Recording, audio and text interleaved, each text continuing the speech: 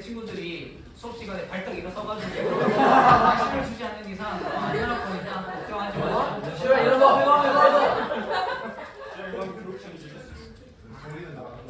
소리는 나가요. 그러니까 너희들이 열심히 리액션을 해줘야 돼.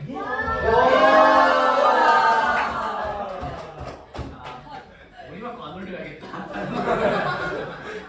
일단 10번 다 찍어보고 제일 반응이 좋은 걸로 올리려고 하거든요. 근데 자 이제 시작. 자 가볼게요. 자 지난 시간까지 우리 산업화 도시화 이야기를 했었죠. 네. 산업화 도시화 이야기를 했고 118페이지 진도를 나갔고요. 산업화 도시화로 인해서 나타나는 문제점들이 있었고 그다음에 도시성이 확산되었고 개인주의가 확산되는 문제점이 있었습니다. 그거를 118쪽 아래 표에서 이야기를 했었고요. 또 산업화와 도시화로 인해서 우리 도표 확인했었는데요. 우리나라가 도시화율이 어떻게 우상향하고 있는지 가속화 단계에서 어떤 현상이 나타났죠? 잘 모르겠어요. 모르겠어요. 그리고 잘 못 가르쳐줬네요. 그러면 자, 가속화 단계 우리나라 가속화 단계에서 무슨 네 글자 현상이 나타났어요? 이촌향도 현상이 나타났죠. 이촌향도 현상이 어디에서 떠나는 거였어요? 시골에서 떠나서 도시로 이동하는 현상을 이촌향도 현상이다라고 이야기했고요. 또 세계적인 그 대륙별 도시화율 그래프를 보았어요. 세계 평균의 아래에 있는 아시아 대륙과 아프리카 대륙 또 위에 있는 나머지 대륙들이 있었고 각각의 대륙이 어떤 특징을 가지고 거기서부터 시작을 하는지 우상향하는 이유는 무엇인지를 배웠던 게 지난 시간이었습니다. 기억이 나나요? 네. 왼쪽 우리 책을 보시면서 그걸 다시 한번 되살펴 주시면 좋을 것 같고요. 오늘은 119쪽부터 진도를 나갈 겁니다. 우리나라의 도시화가 이 지도 한반도 상에서 어떻게 1960년도에서 2000년대까지 발전을 하고 도시화가 나타났는지 인구 수 추이를 나타낸 그림이고요. 1960년대에 보면요. 빨간색으로 인구수를 표시하고 있는데 어느 지역이 인구수가 많아요? 도시 서울이 많고요. 또 부산이 많고요. 그 다음에 각각 조금씩 도시가 형성된 모습 보여지고요. 2020년대에는 어때요?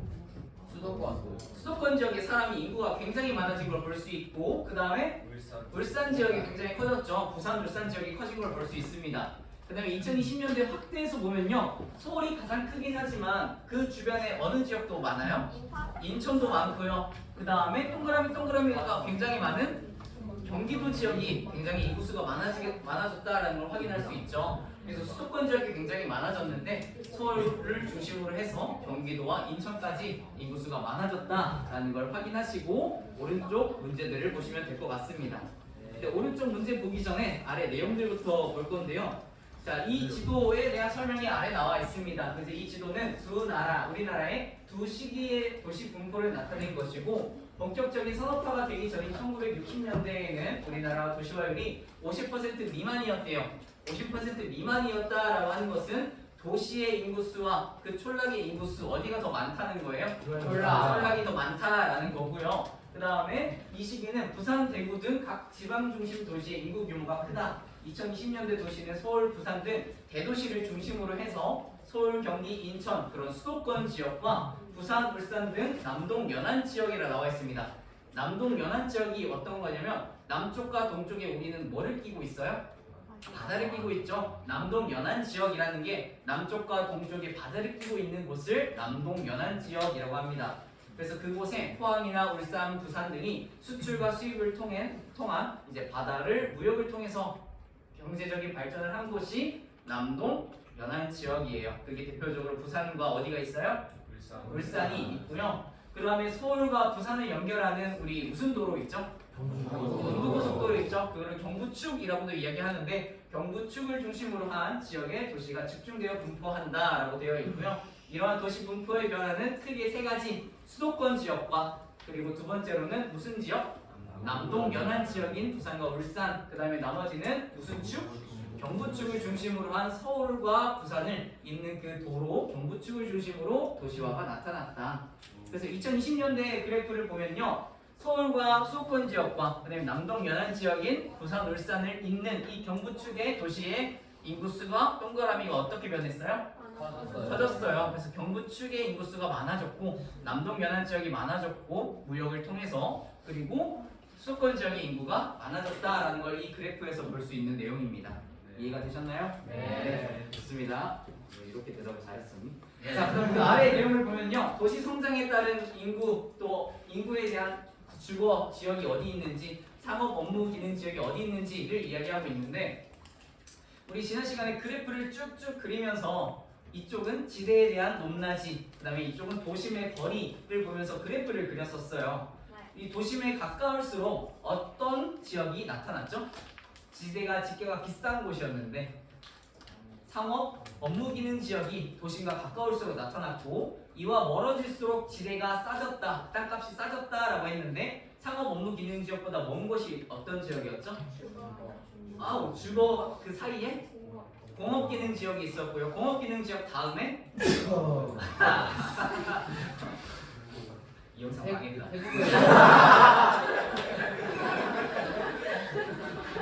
주거 기능 지역 있죠? 주거 기능 지역. 감기 조심하세요. 자, 그런데 이번 반대 뭐지? 이야기한 거는 한반도입니다. 한반도. 그러니까 서울 수도권 지역과 멀어질수록 서울 수도권은 상업 업무 기능 지역이 모여 있고요. 그 다음에는 공업 지역, 그 다음에는 주거 지역이 있는데 이 도심 안에, 서울 안에서는 내용이 또 다르다라는 거예요. 우리가 수도권을 중심으로 멀어질수록 아까 그래프처럼 나오는데 이 서울 안에는 중심부인 서울의 중심이 어딜까요? 중구? 중구와 종로구 쪽이 가운데 광화문 있고 궁궐 있는 쪽 생각해 주시면 됩니다. 그곳이 우리 서울의 중심부 도심이다라고 이야기하는데요. 도심은 마찬가지로 상업 업무 기능 지역이 있습니다. 상업 업무 기능 지역이 있는 행정기관, 금융기관, 대기업 본사들이 있는 곳이 도심이고요. 도심은 고층 건물이 많을까요, 적을까요? 많아요. 근데 이 도심이 계속해서 고층 건물이 쌓여지고 사람들이 모이다 보면 이 도심 안에 다 채울 수 있을까요? 채울 수 있어요. 우리나라는 굉장히 대단한 곳인가 봐요. 자, 이 도심 지역이 너무 가득 차다 보면 과밀화되고요. 이것이 다른 곳으로 빠져나가야 돼요. 그렇기 때문에 나타난 게 무슨 도심일까요? 부도심이죠. 우리 반장 누구죠? 반장이 너무 할 일이 많으면 누가 대신해요? 부반장 어디 있어요? 안 하는데. 부반장이잖아요. 잘하죠. 그렇게 부도심, 부반장이 대신 일을 함께 도맡아 하잖아요. 반장이 영 못 믿는 표정인데. 자, 이 도심이 있으면 부도심이 그거에 다른 역할을, 같은 역할을 대신해 주기도 합니다. 그래서 교통이 편리한 곳에 상업 업무 기능 지역이 있는데 도심의 기능을 뭐 한대요? 분담한대요. 분담하는 것까지가 부도심이다 라고 생각해 주면 됩니다. 부도심도 마찬가지로 굉장히 상업 업무 기능 지역이 많이 나타나 있는데 도심 지역이 서울의 중구고 종로구라고 생각해 주시면 이제 부도심 같은 경우에는 어디가 있을까요? 강남에 해당되고요. 뭐 홍대, 성수, 압구정, 그게 강남이죠. 뭐 잠실 같은 경우 뭐 그런 경우가 부도심에 해당이 되겠죠. 일자리 많고 고층 건물 많은 곳 생각해 주시면 서울 내의 부도심이다 라고 기억해 주시면 되고요. 이 도심이 아닌 지역에 연두색으로 된 곳은 사람들이 사는 곳이에요. 너희들 서울에 사람이 살아요, 안 살아요? 살아요. 서울도 집이 있단 말이에요. 주거기능 지역 우리 한반도 이렇게 봤다고 해서 서울에는 오직 고층 건물만 있다라는 게 아니에요. 그래서 주거기능 지역이 이렇게 연두색으로도 사람들이 살고 있다라는 걸 파악을 해주셔야 되고요. 그 다음에 그 외곽 지역, 서울의 외곽 지역은 그린벨트 지역으로 더 이상 개발을 하지 못하게 막아두었습니다. 그거를 여기서는 무슨 지역이라고 써놨어요? 녹지 지역이라고 합니다. 녹지 지역. 그래서 녹지가 잘 우거질 수 있도록 더 개발하지 못하게 환경을 위해서 도시화를 멈춘 그 지역을 녹지 지역이라고 한다. 녹색 지역이라고도 이야기하고요. 그린벨트 생각해 주시면 됩니다. 자, 그리고 이쪽 회색이 있어요. 회색은 무슨 지역이라고 나와 있어요? 공업지역. 얘들아, 우리 지난 시간에 몇 차 산업이었어요? 2차 산업이 1960년도부터 많아졌다가 어떻게 변했어요? 줄어들었어요. 그걸 무슨 현상이라고 하지? 탈공업화. 이러니까 교육이 있는 겁니다. 자, 탈공업화 현상이죠. 2차 산업이 많아졌다가 줄어드는, 공업을 많아졌다가 탈하는 이 탈공업화 현상이라고 이야기를 하는데 지방방송이 하나 켜졌어요. 자, 공업지역입니다. 서울에 무슨 지역이 있어요? 동서남북 중앙? 자, 뭐라 써져 있어요? 서남부. 서남부 지역. 얘들아 책 읽으면 돼요, 알겠지? 서남부 지역에 있어요. 서쪽, 남쪽 부분 지역에 있잖아요. 이쪽 지역의 서울에 우리 구 이름을 뭐라고 할까요? 지역 명칭. 구로구예요. 구로구. 구로구 지역인데 구로구 그 서남부 지역이 넓은 부지가 필요한 공업단지가 예전에 조성이 되어 있었어요. 근데 이제는 스마트가 되면서 스마트화되면서 어떤 단지로 조성이 됐대요? 첨단 산업단지로 조성이 되었다. 옛날에는 구로 공업단지가 조성이 되어 있었는데 얘는 발전이 되면서 구로 디지털단지, 구로 첨단단지로 발전이 되었습니다. 그래서 이 공업단지는 평야이 더 넓은 공업 부지가 필요한 서남부 지방에 이 공업단지가 조성이 되었고 가장 중심에는 도심 지역이 너무 과밀화되다 보니까 부도심 지역이 도와주고 있고 그 외곽 지역에는 주거단지로 사람들이 살고 있고 그 그린벨트 지역으로 가장 외곽 쪽에는 뭐다? 녹지 지역, 녹지 지대라고 이야기한다. 녹지 지역이라고 이야기한다. 그래서 이 그림을 보고 어디가 어떤 것을 특징을 나타내는지를 확인해 주시면 될 것 같습니다. 알겠나요? 네, 좋습니다. 자, 우리 다음 페이지. 자, 여기서는 산업화와 도시화로 나타난 문제 총 4가지를 볼 건데요. 첫 번째는 무슨 문제예요? 지역 격차 심화 문제 첫 번째로 나오고요. 두 번째는요? 환경 문제 나오고요. 세 번째는요? 이기주의 문제, 개인주의 문제라고도 하고 네 번째는 인간 소외 현상 이렇게 4가지가 나옵니다. 그래서 첫 번째부터 지역 격차 심화 문제가 나타난다를 살펴볼 건데요. 지역 격차 심화 문제에서 도시와 촌락 간의 격차가 점점 어떻게 될까요? 벌어지고 점점 커지겠죠. 그걸 나타내는 표시입니다. 도시와 촌락 간의 격차가 인구와 시설이 도시에 집중하면서 촌락은 노동력이 유출되고 의료와 교통 등 생활 기반 시설이 유지하기 어려워집니다. 사람들이 이촌향도 현상이 일어나고 도시화가 나타나면서 다 도시로 인구가 유입되기 시작합니다. 그럼 인구가 모여진 이 도시에 생활 기반 시설이 많이 건축이 되겠죠? 설립이 되겠지? 구축이 되고 그러다 보니까 문화시설, 의료시설, 교통시설 어디에만 많이 만들어질까요? 도시에만 많이 만들어질 겁니다. 자, 그러면 이 촌락이 있었던 지방에 있었던 생활 기반 시설은 인구가 많이 없고 사용하는 인구가 적기 때문에 유지하기가 어떻게 되어질까요? 유지하기 어려워지겠죠? 유지하기 어려워진다라는 이야기가 여기 나와 있는 거고요. 도시의 주거 환경 격차 나와 있는데 인구 밀집으로 주택 가격이 상승하면서 주거 환경의 격차가 점차 커진다라고 나와 있습니다. 자, 어떤 이 도심 안에서 어떤 이 한 땅을 부동산을 원래 이 한 평이 있으면 50만 원에 살 수 있다라고 예를 들어봅시다. 그러면 사람들이 다 50만 원으로 사고 싶어서 올 거 아니에요? 그러면 경쟁이 높아지고 희소성이 있다 보니까 그 가격은 부동산의 가격은 어떻게 될까요? 올라가겠죠. 상승이 되겠지. 이거를 경제 수단이 된다라고 이야기를 하는데 여기서 나왔던 것처럼 이 도심 지역은 점차 부동산의 가격이 지대가 높아지고 서로 구하려고 하지 않는 그 지방의 땅값은 값싸지는 이런 주거 환경의 격차가 심해진다. 가격의 차이도 환경의 격차도 점차 커진다를 여기서 지역 격차의 심화 문제로 이야기하고 있는 거고요. 우리 오른쪽에 그래프를 보면요. 연소득 대비 주택가격이라고 나와 있습니다. 연소득 대비 주택가격. 이거는 빨간색 글씨가 나와 있는데 연간 소득을 한 푼도 쓰지 않은 채 그러니까 내가 벌어들인 수익을 연 동안 1년 동안 한 번도 쓰지 않고 모으기만 했다라는 겁니다. 내가 돈을 모으기만 했을 때 집을 살 때까지 걸리는 기간을 이 위에 그래프로 나타내고 있는 거예요. 자, 그러면 수도권 지역은 2006년도에 내가 얼마나 한 푼도 쓰지 않고 모아야 집을 살 수 있었어요? 5.7년이었는데 2021년에는 어떻게 바뀌었어요? 10.1년으로 바뀌었죠. 어떻게 바뀌었어요? 우상향으로 급상승했죠. 그러니까 그만큼 집을 구하기가 어려워졌다라는 걸 볼 수 있는 거고요. 그 말고도 광역 특별자치시나 도나 전국 그래프도 점점 우상향을 했어요. 하지만 여기서 볼 수 있는 거고 확인할 수 있는 것은 수도권과 그 나머지의 갭 차이가 어떻게 됐어요? 점점 벌어지고 커졌어요. 그래서 수도권의 땅값과 또 다른 지역의 주거 환경의 땅값은 점점 격차가 심해진다를 여기서 볼 수 있는 거고요. 이거를 단어로 지역 격차 심화가 나타난다. 지역 격차 심화 문제가 나타난다라고 알 수 있는 부분입니다. 그리고 우리 왼쪽에 보면 기반시설이라고 나와 있는데 기반시설이 어디에 많이 집중된다고요? 도심 지역에, 도시 지역에 많이 집중이 되는데 도로, 철도와 같은 교통시설, 학교시설, 체육시설, 그 다음에 문화시설과 같은 것들이 전부 다 기반시설입니다. 그 기반시설이 주민의 생활이나 기능 유지에 필요한 시설을 의미하고요. 이거를 또 다른 말로 세 글자로 뭐라고 할까요? 인프라라고 합니다. 인프라가 기반시설 같은 말입니다. 그래서 인프라가 전부 다 도심으로 모이다 보니까 그 외곽 지역에 있는 사람들이 전부 다 인프라를 활용하려고 도심 지역으로 모이는 모습들이 보여지고 있어요.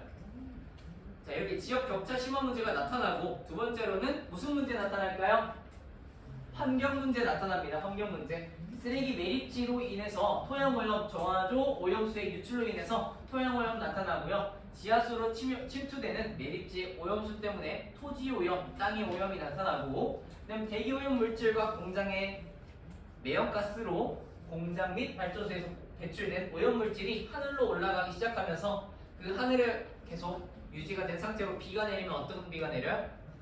산성비가 내립니다. 산성비가 내리면 대기 오염 물질이 낙하가 되면서 수질 오염도 되고요, 토양 오염도 되겠죠. 그것뿐만이 아니라 생활 하수와 하수 처리장으로 인한 그 강에 또 바다에 오염수를 유출시키면서 수질 오염까지도 나타나겠죠. 그 내용들이 크게 환경 오염 세 가지를 이야기하는 겁니다. 첫 번째로 토양 오염, 두 번째로 수질 오염, 그 다음에 대기 오염, 이렇게 세 가지가 가장 큰 환경 문제의 오염이다라고 생각해 주시면 되고요. 여기 아래 동그라미 1번에 방금 이야기한 세 가지가 그대로 나와 있습니다. 가정과 산업시설에서 배출하는 생활 쓰레기와 폐기물로 인한 토양오염 한 가지가 있고요. 그다음에 생활 하수와 산업 폐수로 인한 물오염, 수질오염 생각해 주시면 되겠고요. 그다음에 공장과 자동차에서 대기로 배출되는 오염 물질로 인한 대기오염. 그러니까 크게 토양오염, 수질오염, 대기오염이 환경 문제를 일으킨다. 근데 그 도시와 산업화로 인한 이런 순환되는 구조로 인해서 이렇게 세 가지 환경 문제가 나타난다라는 걸 봐주시면 될 것 같고요. 동그라미 2번으로는 인공열 발생량 증가로 무슨 현상이 나타나는데요? 열섬 현상이 나타나는데요. 인공열이라는 것은 자연적으로 발생한 게 아니라 사람들이 에너지를 돌림으로써 나타나는 인공적인 열을 인공열이라고 합니다. 그걸로 인해서 열섬 현상이 발생한다라고 되어 있는데, 열섬 현상 우리 왼쪽에 다시 설명이 나와 있습니다. 도시에 등호선을 그리게 되면 도심에 섬처럼 기온이 높은 부분이 나타나는데 이를 열섬 현상이라고 이야기한답니다. 우리가 인공열이 많이 발생하는 지역은 아무래도 도심이겠죠. 도심, 수도권 지역일 거고, 도심이 인공열이 많기 때문에 온도가 높을까요, 낮을까요? 인공열 때문에 높아요. 그렇기 때문에 도심 지역만 볼록하게 온도가 높고 다른 비도심 지역은 다시 온도가 내려가는 이런 모습이 나오겠죠. 그래서 이렇게 섬처럼 온도가 볼록하게 튀어나왔다라고 이야기하는 게 열섬 현상입니다. 섬처럼 열이 올라가 있다라고 해서 열섬 현상이고요. 도심이 교통량이 많고 시설이 집중되어 있어서 인공열의 발생량이 많기 때문에 열섬 현상이 발생을 한다. 그리고 이거에 대한 또 다른 원인이 녹지 면적이 감소되어 개발하거나 또 하천을 복구하지 않으면 녹지 면적이 감소되고 포상 면적이 높아지게 되는데, 이런 도시화의 모습, 도시성의 모습을 통해서 열섬 현상이 나타난다. 포상 면적이라고 하는 것은 시멘트를 쫙 바닥에 깔고 아스팔트를 깐다 라고 생각하면 그 햇빛의 열과 어떻게 돼요? 아지랑이가 펼쳐지면서 더 더워지죠? 아무래도 토양층이면 그 햇빛이 잘 흡수가 되고 또 시원한 공기가 또 올라올 텐데, 아스팔트가 깔려 있으면 햇빛이 반사되고 굉장히 덥겠죠? 그런 것들도 같이 열섬 현상의 하나의 원인이다 라고 생각을 해주시면 되겠습니다.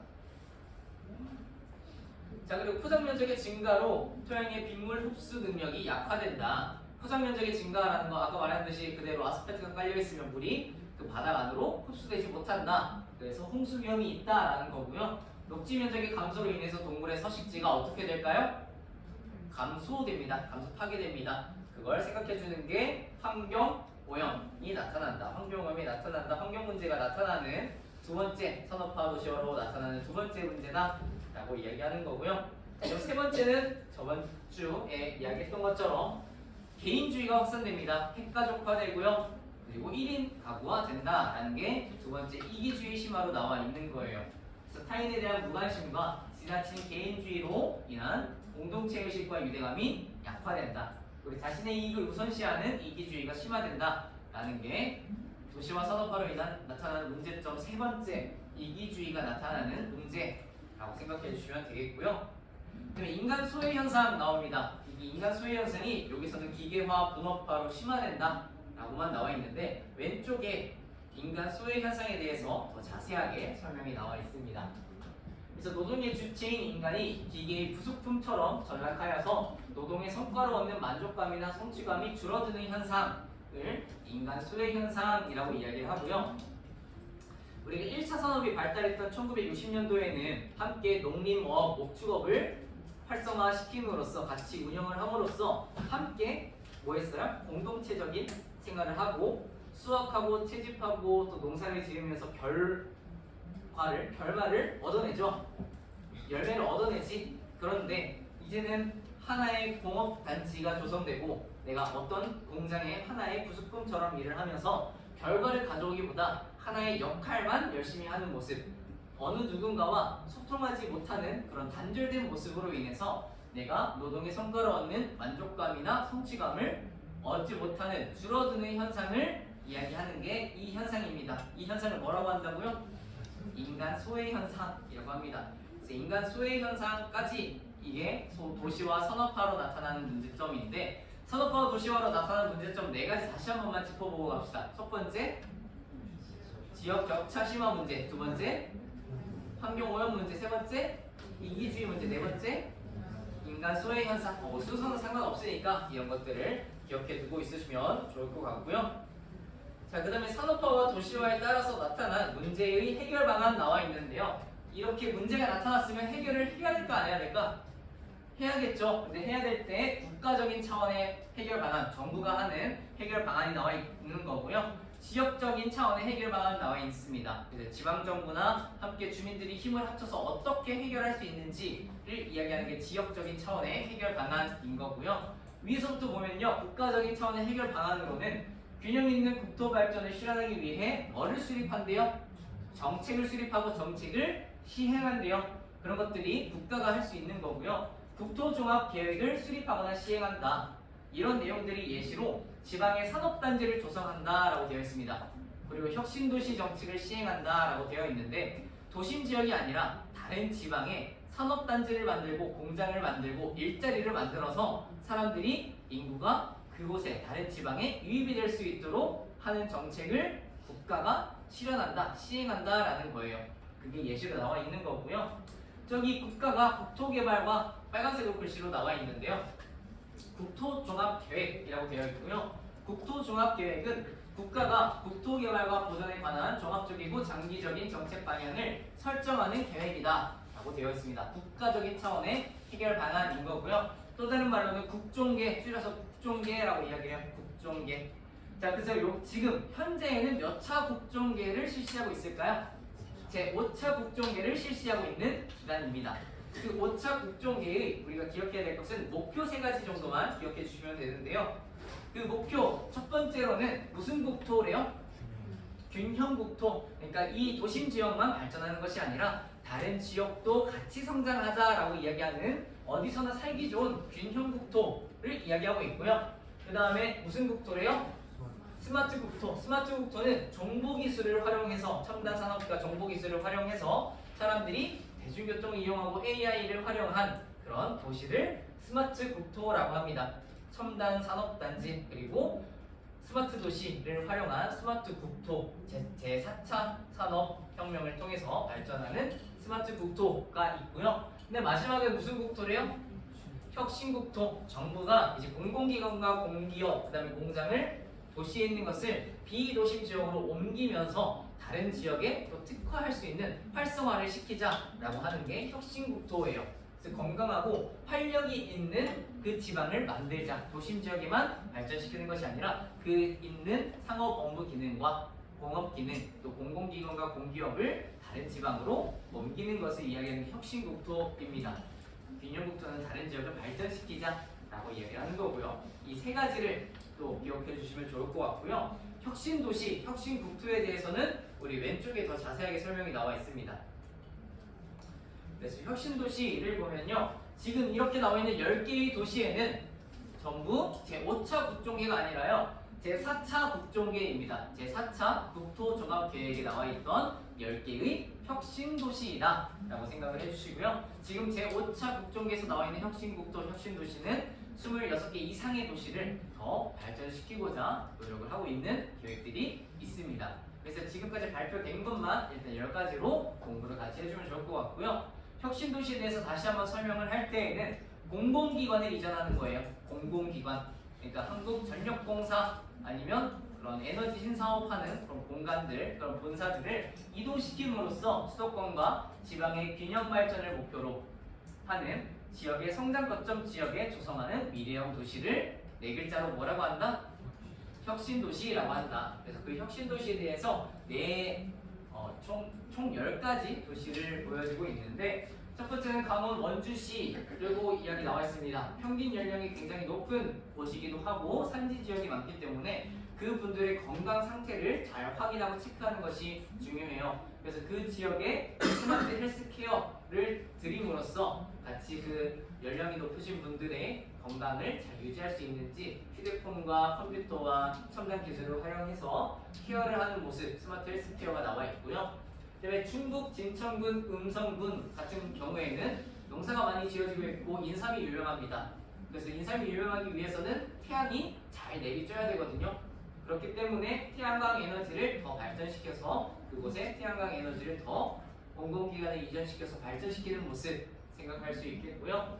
전북 전주와 완주에서는 대평야가 나타납니다. 그래서 농사짓기에 좋은 공간이다 라고 하는데 그것을 활용한 농생명 융합이 나오고 있고 광주 전남 나주시에는 한국전력공사가 이곳으로 이전을 했어요. 그래서 공공기관에 이전시킴으로써 에너지 신산업을 발전시키고 있고요. 제주 서귀포시에 스마트 마이스라고 되어 있는 것은 제주도는 관광산업이 발달된 도시입니다. 발달된 지역이죠. 그렇기 때문에 스마트 마이스라는 것은 마이스는 관광산업을 마이스라고 이야기해요. 관광산업을 스마트하게 또 인터넷적으로 홍보하면서 발전시킨다라고 하는 게 스마트 마이스, 똑똑하게 스마트하게 관광산업을 발전시키는 것을 제주도에서 하고 있고요. 그럼 경남 진주에서는 한국 공군상원학교나 공항들이 들어서 있는 공간으로 그렇게 이전을 시키면서 항공 우주 산업을 발전시키고요. 부산에는 아까 남동 연안 지역의 무역을 통해서 발전시키는 조선 산업의 모습을 통해 첨단 해양 신산업 나와 있고 울산 중구에서는 굉장히 바람이 많이 부는 곳이기 때문에 해상 풍력을 이용한 친환경 에너지를 발전시키고요. 그다음에 대구 동구에서는 첨단 의료 융합 산업이 나와 있는데 의대가 들어가 있고 병원도 많이 들어있는 공간으로 같이 그곳에 첨단 의료 융합 산업을 실시하고 있다. 그리고 경북 김천시에는 자동차 공장과 같은 첨단 자동차를 실시함으로써 각 이렇게 10개의 도시에 도심 지역에 있을 수 있던 그 공공기관과 기업을 이전시킴으로써 그 지역에 특화를 시키고 특성을 잘 발휘할 수 있게 하는 그런 혁신도시를 국가가 시행을 했습니다. 그래서 이 10개의 도시와 10개의 특성, 10개의 지역적 특성을 여러분들 같이 기억해 주시면 좋을 것 같고요. 혁신도시를 계속해서 추진 중이다라고 하는데 제5차 국정에서도 실시 중이다 라고 생각해 주시면 될 것 같습니다. 그리고 아까 균형국토, 스마트국토 또 하나는 혁신국토, 혁신도시 생각해 주면 되는데 여기 아래 스마트도시도 같이 나와 있습니다. 스마트 도시는 정보통신 기술을 활용하는 거예요. 그래서 도시공간과 자원을 효율적으로 사용할 수 있도록 지원하는 도시를 스마트 도시라고 이야기를 하고요. 그거에 대한 예시는 도시에서 교통체증이나 주차난이 발생했다라고 하면은 사람들에게 대중교통이나 자전거를 이용하도록 제한하는 그런 서비스를 스마트 도시라고 합니다. 그런 곳에 이제 주차난이나 교통난이 발생했으면 대중교통 이용하세요, 자전거 이용하세요 라고 제안을 해주는 그런 서비스가 활용되는 곳을 스마트 도시라고 생각을 해주시면 돼요. 스마트 도시. 그래서 이런 스마트 도시와 균형 도시 또 혁신 지역시행 도시를 제5차 국정계에서 시행하고 있다라는 게 여기 국가적 차원에서 하고 있는 해결 방안인 거고요. 두 번째로는 도심 지역 서울만 발전하다 보니까 그 외곽 지역도 발전을 같이 시키자 하는 신도시를 건설하고 있고요. 도시 문제 해결을 같이 정책적으로 해결하고자 시행을 해야 된다. 그거의 대표적인 예가 도시 재생 사업이라고 합니다. 도시 재생 사업.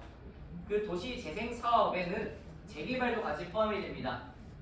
재개발이 뭐예요? 다 철거하고 다시 세우는 게 재개발입니다. 그리고 재개발도 포함이 되고 경제적, 사회적, 물리적 성장이 나타나는 그런 해결책이 도시 재생 사업이다 라고 기억해 주시면 됩니다. 이런 도시 재생 사업의 대표적인 하나의 예가 있는데요. 그 지역이 에스파냐의 빌바오 지역입니다. 스페인의 빌바오 지역이라는 거예요. 그 에스파냐 빌바오에서는 가장 유명한 산업이 조선 산업이었습니다. 조선 산업. 그러니까 배를 활용한 산업인 거예요.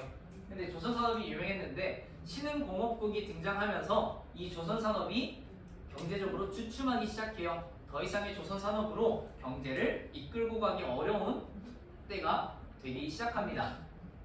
그래서 이걸로만은 경제를 유지할 수 없겠구나 해서 배 모양의 미술관을 건설하게 됩니다. 그래서 배 모양의 미술관을 건설해서 관광 산업을 유치하고 많은 관광객들을 불러일으키는 모습으로 경제적인 성장이 일어났다. 이게 어떤 사업의 예시라고요? 도시 재생 사업의 예시이다, 사례이다 라고 생각해 주시면 됩니다. 자, 도시 재생 사업에는 국가적인 차원도 있지만 지역적인 차원에서도 도시 재생 사례가 도시 재생 사업이 있어요. 그와 같은 것들은 낙후된 건물을 조금 고친다던가 아니면 낙후된 건물에 뭐 그림을 그려서 벽화를 만든다던가 하는 것들이 도시 재생 사업에 또 하나 포함이 되는 거고요. 재개발도 포함이 된다. 국가적인 차원에서도 가능하고 지역적인 차원에서도 가능하다라는 걸 생각해 주면 좋겠습니다. 그렇게 지금 국가적인 차원을 이야기를 했고요. 지역적인 차원에서 이야기하는 것은 주택 공급을 확대하고 도시기반시설을 확충한다 되어 있는데 이것만 보면 너희들 이거 국가적인 차원에서 하는 거 아닌가 라고 생각할 수도 있어요. 근데 너희들 학교 오고 가고 하다 보면 구의원들, 시의원들, 국회의원들이 저 뽑아주세요 하고 있는 운동하고 있는 선거운동하는 모습 보이죠? 그리고 우리 학교 버스 타고 오면서 플래카드가 쭉 붙여져 있어요. 성남에 우리 학교 근처에 아파트를 유치할 수 있게 되었다. 어떤 고등학교를 설립할 수 있게 되었다. 아니면 어떤 공항을 만들게 되었다라고 자신의 공약을 성공시켰다라는 플래카드가 붙여져 있기도 해요. 전봇대와 전봇대 사이, 나무와 나무 사이에 붙여놓기도 하죠. 현수막을. 그런 것들이 전부 다 지방정부 또 지역적인 차원에서 할 수 있는 거기 때문에 주택 공급을 확대하고 도시의 인프라, 도시의 기반시설을 확충하는 게 지역적인 차원에서 가능하다라고 생각을 해주시고요. 녹지 면적을 넓히고 생태하천을 복원하는 친환경 사업을 추진한다 라고 나와 있는데 우리 학교 앞에도 하천 있죠? 이 하천을 없앨까 주차장으로 만들까 많이 회의를 했었거든요. 근데 녹지 면적을 꾸준히 유지시켜야 된다. 우리 학교 뒤에도 이 산을 유지시켜야 된다 라고 이야기를 해서 녹지 면적을 넓히는 것, 지역적인 차원 이야기를 하고 있는 거고요. 스마트 도시도 추진을 하고 있습니다. 스마트 도시 추진할 수 있겠죠. 정보기술을 활용해서 우리 어떤 한 지역에 주차장이 있으면 정보기술을 통해서 대중교통 이용하세요, 자전거 이용하세요 라고 제안할 수 있는 어플을 만들 수도 있겠고 그거에 관한 홈페이지를 만들 수도 있겠지. 그런 것들이 전부 다 지역적인 차원인 거고요. 이게 주민들이 함께 소통하면서 해결 방법을 찾고 같이 천천히 해결해 나아가자 라는 거기 때문에 그걸 또 다른 말로 슬로시티다 라고 이야기합니다. 슬로시티. 국가적인 차원에서 정책을 시행하고 바꾸고 재개발하는 것이 아니라 지역적 주민들이 함께 모여서 해결하고 복원하는 사업을 실시하는 것, 천천히 경제를 발전시키는 슬로시티라고 이야기합니다. 기억해 주시면 좋을 것 같고요. 왼쪽도 다 보았고 우리 오른쪽 페이지에 자료 2개만 보고 오늘 마치도록 하겠습니다. 자, 위에 먼저 그래프부터 보도록 할게요. 그래프 보면 이 그래프는 도시화 이전과 이후에 시간에 따른 하천 수위 변화를 이야기하고 있고요. 우리 포장 면적에 따라서 홍수가 날지 아니면 홍수가 나지 않을지를 나타내는 그래프입니다. 이 막대 그래프는 강수량을 나타낼까 수위를 나타낼까? 강수량. 이만큼 비가 온다라는 걸 나타내는 거고요. 그다음에 꺾은선 그래프는 하천의 수위를 나타낸다라고 생각해 주십시오. 자, 이렇게 강수가 많이 갑자기 비가 온다라고 표시를 해두고 있고요. 그거에 따른 하천의 수위 변화를 이야기하고 있는데 도시화 이전에는 이 땅이 뭐로 되어 있을까요? 토양으로 되어 있겠죠? 그러면 비가 많이 오면 어떻게 될까요? 잘 흡수가 되겠지? 흡수가 되면 저쪽 하천으로 물이 흘러 내려가진 않겠죠. 그러니까 홍수의 대비가 가능하고 홍수가 나타날 위험이 적다라고 이야기하는 거고요. 그래서 도시화 이전의 하천의 수위는 천천히 늘어났다가 다시 제대로 돌아가는 모습 볼 수 있겠고, 이 바닥을 포장 면적으로 다 아스팔트로 깔았다고 생각합시다. 그러면 이 비가 오면 물이 흡수가 돼요, 안 돼요? 안 돼요. 흘러내려간단 말이에요. 흘러내려가다 보면 하천으로 흘러가겠죠? 그 하천의 수위는 어떻게 될까요? 급격하게 높아집니다. 급격하게 높아졌다가 낮아져요. 높아졌다 낮아지는 것은 그만큼 범람을 했다라는 뜻으로도 볼 수 있는데, 범람을 하면 무슨 자연재해가 위험이 있어요? 홍수가 날 자연재해 위험이 있다라고 생각해 주시면 됩니다. 하천 수위에 높음이 되어 있으면 홍수 위험이다 라고 기억을 해주시고요. 그 내용을 아래 검정색 글씨로 표시를 설명을 해두고 있는데요. 도시화 과정에서 시가지 면적이라고 나와 있는데, 시가지 면적은 건물이 모여있는 포장 면적의 지역을 시가지 지역이라고 합니다. 시가지 지역, 건물이 모여져 있는 포장 면적의 지역, 시가지 지역인데, 시가지 면적의 증가로 도시의 지표면은 건물 건축이나 도로 포장 등으로 불투수 면적이 늘어나요, 줄어들어요? 늘어나요. 불투수 면적이 뭐냐면요, 투과되는 물의 양이 없다라는 게 불투수 면적이에요. 투수 면적이라고 이야기하는 것은 물 숫자가 물이 투과되는 면적을 투수 면적이라고 이야기하는데, 불투수 면적은 그거에 대한 반대로 물이 투과되지 않는 면적, 그러니까 포장 면적과 이꼴이라고 생각도 해주시면 좋을 것 같습니다. 그래서 불투수 면적이 늘어나게 되고, 하천의 유역 면적 내에 불투수 면적이 늘어나면 강수현상 비가 왔을 때 빗물이 토양층으로 잘 흡수되지 못하고 지표면 위를 흐르다가 하천으로 흘러가게 됩니다. 그래서 이로 인해서 도시 내에 흐르는 하천은 도시화 이전에 비해서 강수시 하천의 유출량이 증가하여서 최고 수위에 도달하는 시간이 짧아지고 최고 수위가 높아져서 무슨 위험성에 도달하게 된다? 홍수의 위험에 빠지게 된다, 커지게 된다라고 생각해 주시면 됩니다. 그래서 이 그래프를 보고 그 내용들을 연상시켜 주시면 될 것 같고요. 그 아래 도시 재생 사례가 두 가지가 나옵니다. 가와 나가 나와 있는데, 가에서는 부산 영도구 대평동 이야기 나오면서 이것도 최초의 조선소가 들어선 곳이었대요. 근데 조선소가 이제 쇠퇴하면서 불황을 겪고 쇠락하였지만 예술가의 주도로 마을이 변하여서 낡은 건물을 고쳐가는 모습을 보이고 있답니다. 전체를 고치는 것이 아니라 낡은 건물들을 조금씩 고쳐나가는 모습을 보이고 있는 게 가이고요. 나에서는 대구의 모습이 변하고 있는데 뭘 하고 있대요? 재개발과 재건축을 하고 있다고 합니다. 그 내용들을 기억해 주시고 아래 내려가면 될 것 같고요. 자, 도시 재생이란 오래되고 낙후된 도시에 새로운 기능들을 도입하여 경제적인 성장, 사회적인 성장, 또 물리적인 성장을 가지고 오고 있고요.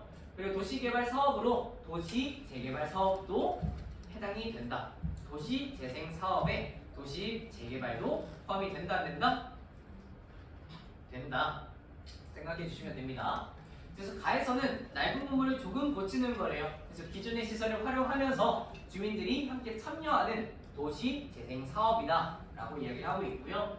그 사례로 지역 주민들이 스스로 마을 공동체 활동을 통해 해결하는 과정은 주민들에게 소통과 협력의 기회를 제공하고 공동체의 뭐를 활성화시킬까? 공동체의 유대감과 결속력을 강화시키는 장점이 있겠죠? 이게 아까 슬로시티 지역적 차원의 도시 재생 사업의 장점이다 라고 생각을 해주시면 될 것 같습니다. 자, 그리고 이 재개발과 재건축을 통해서 도시 재생 사업을 실시하는데, 재건축과 재개발은 어떻게 하는 거예요? 다 건물을 부숴요. 철거한 다음에 다시 세우는 거죠. 그러니까 공동체의 결속력과 유대감은 어떻게 돼요? 약화돼요. 약해져요. 그거 생각해 주면 됩니다. 자, 이것도 재개발과 재건축도 도시 재생 사업에 포함이 되는데 기존의 시설을 철거하고요. 재건축을 하는 것이어서 기존 건물의 활용도가 낮고 투입되는 뭐가 크다? 자본의 규모가 크다. 그러니까 돈이 많이 든다라는 내용이고요. 자원이 많이 든다라고도 써놨는데 그만큼의 노동력도 많이 들고 그만큼의 인건비와 그만큼의 재화, 돈도 많이 든다라는 걸 자원이 크다, 많이 든다라고 표시를 해둔 겁니다. 그리고 공동체가 해체된다. 공동체의 결속력과 유대감이 약화된다. 이런 단점이 있겠죠. 재개발과 재건축. 재개발과 재건축이 되면 원래 살고 있던 그 지역의 사람들은 어디로 가야 돼요? 다른 지역으로 잠깐 이동을 해야겠죠. 그럼 공동체가 어떻게 돼요? 해체된다를 생각할 수 있겠고 공동체가 해체되고 자원이 많이 들고 자본의 규모가 많이 드는 단점이 있다를 기억해 주심과 동시에 어떤 효과는 좋을까요? 물리적인 개선 효과는 좋습니다. 그 이유는 다 철거한 다음에 다시 아파트를 세우거나 높은 고층 건물을 세우기 때문에 물리적인 개선 효과, 지역적인 개선 효과, 사회적인 개선 효과는 경제적인 개선 효과는 매우 크다라고 볼 수 있겠죠. 그런 거 생각해 주시면 이게 재개발과 재건축의 장단점 그리고 위에 기존 시설을 활용한 낡은 건물을 고치는 것에 도시 재생 사업을 지금 크게 두 가지로 이야기를 하고 있는 겁니다. 도시 재생 사업이 크게 재개발 재건축도 포함이 되지만 이렇게 활용하는 모습들 아까 에스파냐 빌바오와 같은 모습들이 전부 도시 무슨 사업이다? 재생 사업이다 라고 생각